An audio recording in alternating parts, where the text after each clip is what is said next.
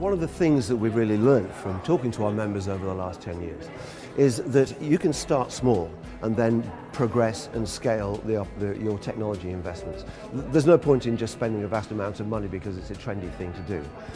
Secondly is that you need to have the processes wrapped around that technology. Technology alone isn't enough. It will never get you where you want to go unless you can back that up with the processes around it that can make the maximum value out of the technology.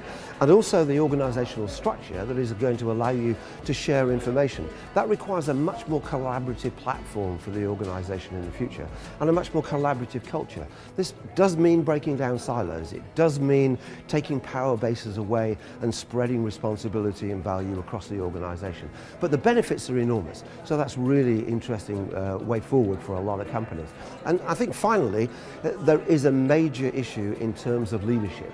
A lot of leaders may not feel they're ready for this kind of future.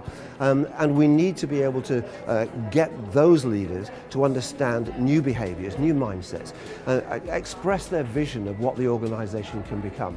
So it becomes more not just process transformation driven by technology, but it also becomes corporate reinvention, where you become a digital enterprise as much as you are a manufacturing enterprise. And your products and your services and the way you operate all reflect that new kind of environment. And that's part of the journey to manufacturing 4.0.